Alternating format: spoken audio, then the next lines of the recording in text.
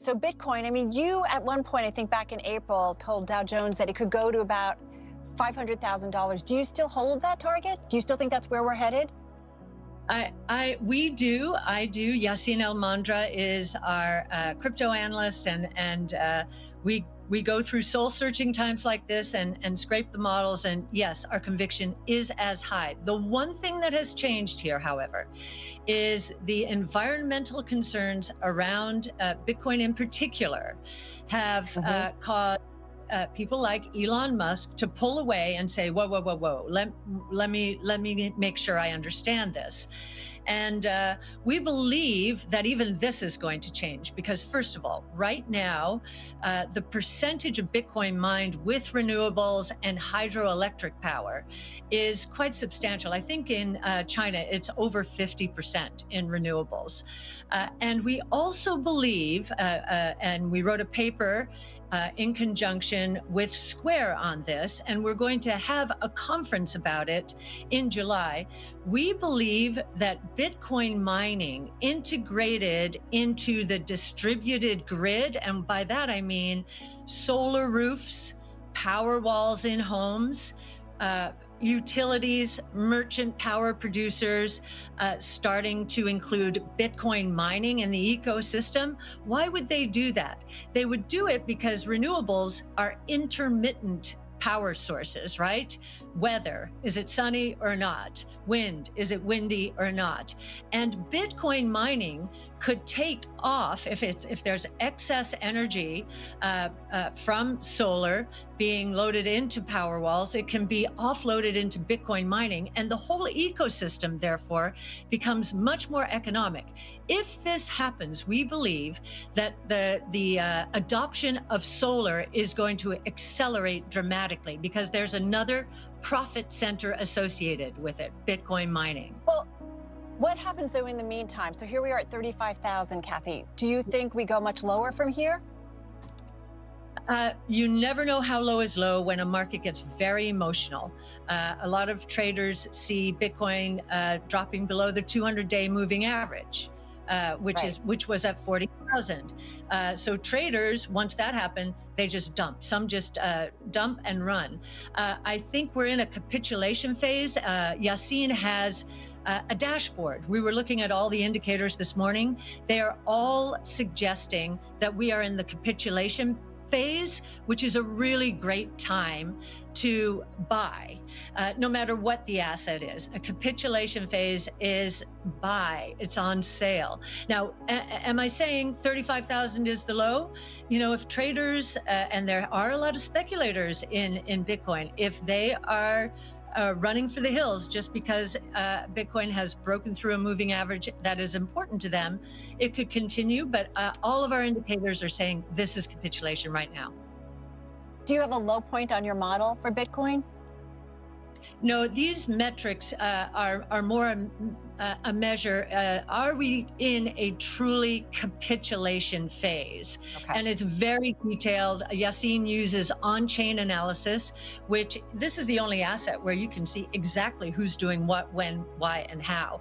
And all of those metrics are saying this is a capitulation. This is as bad as it got during the coronavirus crisis.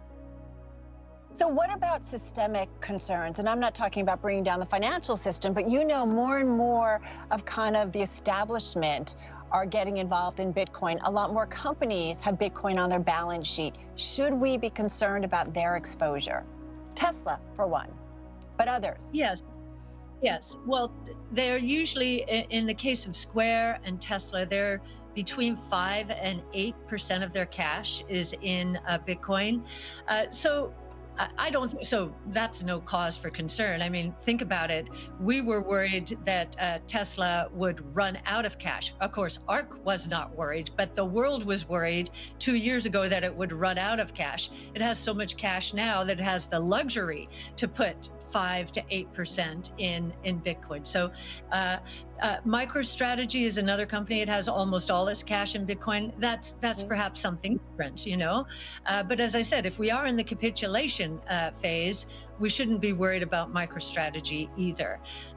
We do believe this is a new asset class, and that institutions, they are looking at it right now, because the correlations of relative returns and total returns compared to other asset classes tends to be very low over time. And so they have to look at it. Now, ESG might prevent a move in wholesale, but we do believe that once they understand how renewables are becoming incorporated into the Bitcoin mining ecosystem, and that Bitcoin mining might accelerate the adoption of solar, and I think Elon will come back and be a part of that ecosystem as well. So why do you think he came out and said, wait a minute, maybe I'm going to back off of Bitcoin? What do you think his concern was? What was his nervousness? Well, I think he moved in because he's been watching, like we all have, basically unhinged monetary policies. They're not tied to anything anymore. Whereas Bitcoin is mathematically metered to top out at 21 million units, and we're approaching 19 million now. So the scarcity factor should increase and support the price. We do believe that is what is going to be supporting the price in here.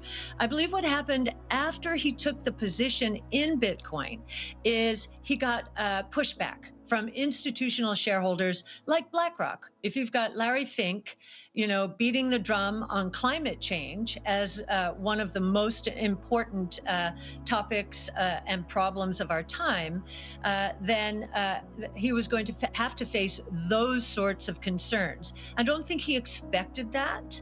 And now that he's sorting it out, learning more about the environmental impact, I think he'll come back into the mix. We certainly hope he will. I don't know if he's going to be part of the conference in July or not. He would be a very good addition, because I think he would provide both sides of the equation. How quickly could the adoption of solar accelerate if we introduce mining into that ecosystem? Do you expect a Bitcoin ETF to get approved anytime soon? And I'm curious if you plan to launch a crypto ETF anytime soon. You know, I think now that Gary Gensler is head of the SEC, he's Bitcoin friendly. We know that. He taught courses at MIT before coming back to the SEC. So, and I think the research professionals at the SEC, they understand Bitcoin in particular, and I think are much more comfortable with it now that we've had several years to digest what exactly it is, go through a bear market, go through a bull market,